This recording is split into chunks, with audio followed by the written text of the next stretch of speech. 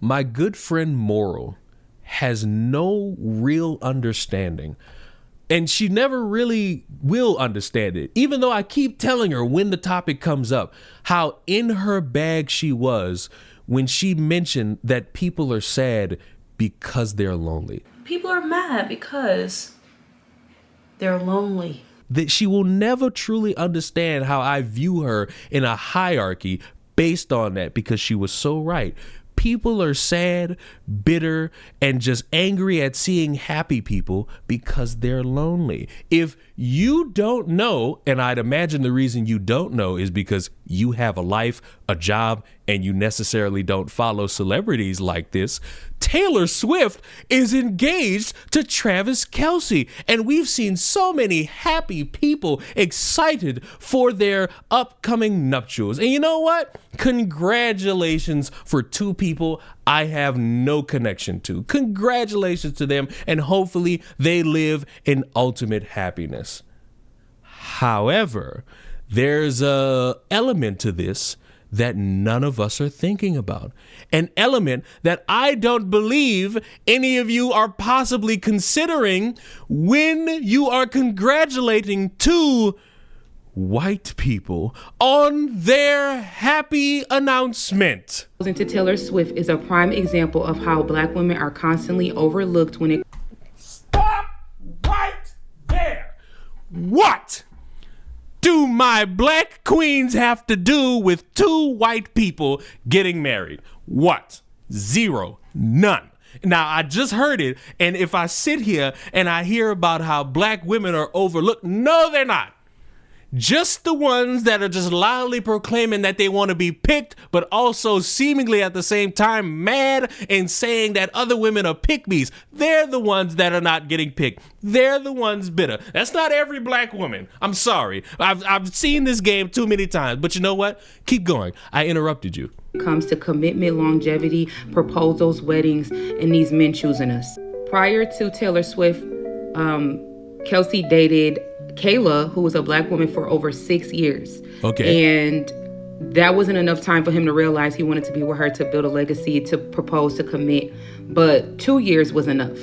Hey, you know, that sucks, but them's the breaks, kid. You could think in that moment, you could spend 1 year, 2 years, 3 years, 4 years, 5 years, 6 years, 7 years, 8 years, 9 years, 10 years. You could be with somebody for all that time, and you won't have like that everlasting connection. And you know what? It sucks, but that's life.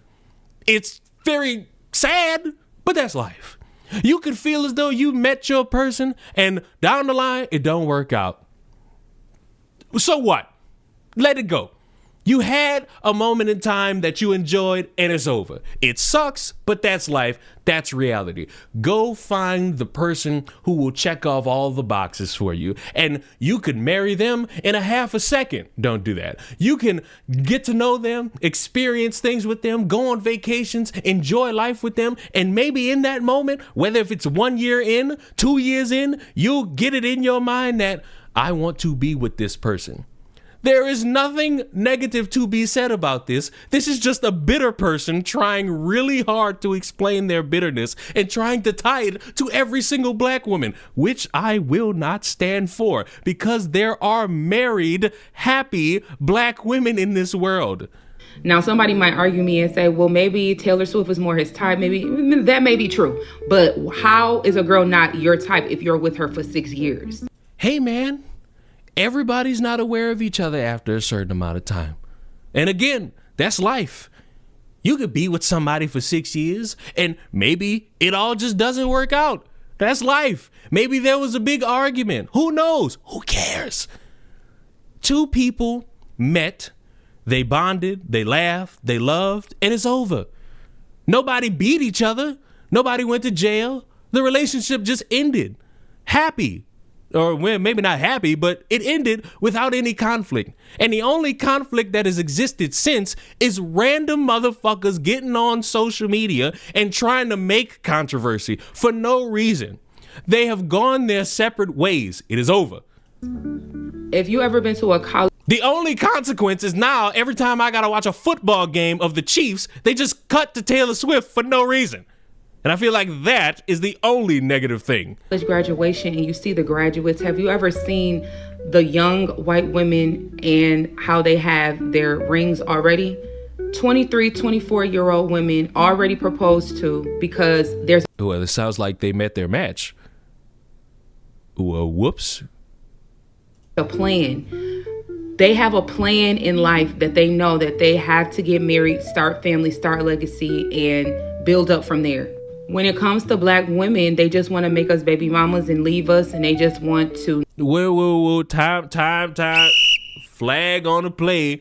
Why are we just making it seem like, wait a minute, why is it when the white women, this is a great freeze frame, by the way, why is it that the white women have this plan? All right, we're going to go to college and we're going to find a man and we're going to get them to fall in love with it like it's some covert scheme. And for the black women, oh, they just raggedy and they just going in and they just existing and then they turn into baby mamas. Like, what is this? How we got here? Like, you're giving leeway to your opposition and making your side look slow. You're not doing a good job here. Never commit fully and not treat us the same as far as being chosen like other races. Well, it sounds like you, madam, might need to, what's that phrase? It's right on the tip of my urethra. Go where you're loved. You can find someone who gives you everything you want and checks off your boxes. That way you don't have to worry about all the single ladies, and you could just exist happy with a rock on your finger with the man you married in holy matrimony. And the fact that women are really not in control of proposing, we're waiting for these men to give us what we deserve, but it just never comes. Therefore, we then have to leave. Therefore, that we create a broken family, a broken household, and it continues and continues until black men start choosing us. Okay.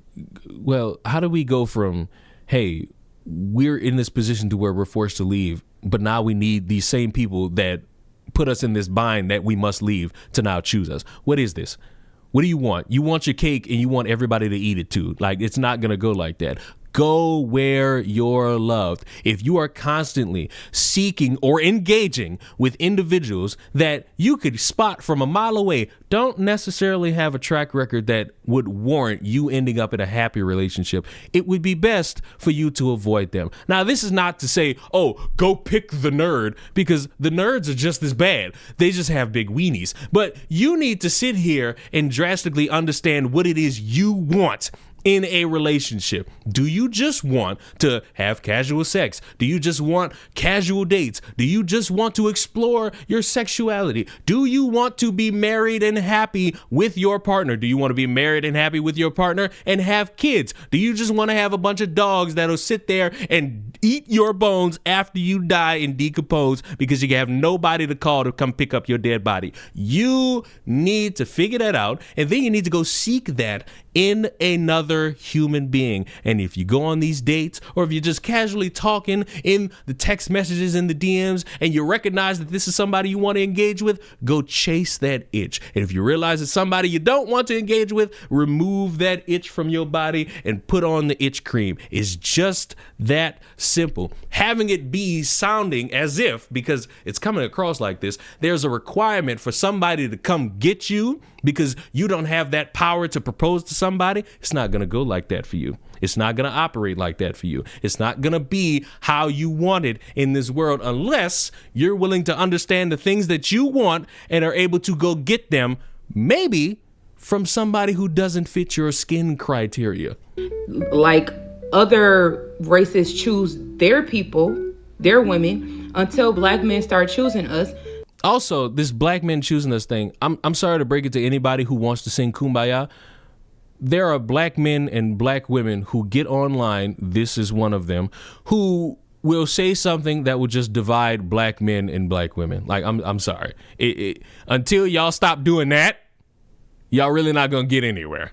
The narrative is never gonna stop. The broken family dynamic is never gonna stop, or black women have to be chosen by other men, and that's not always a given either.